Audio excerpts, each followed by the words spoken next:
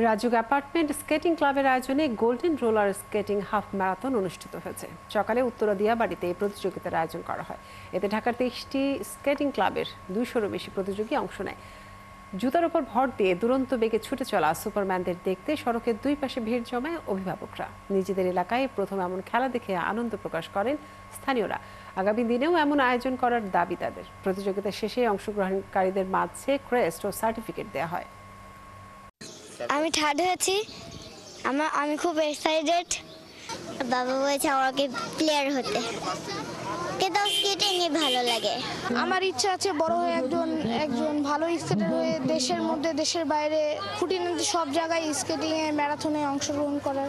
এখানে আমাদেরকে first second থার্ডের একটা মেডেল প্লাস ফিনিশার মেডেল একটা দেয়।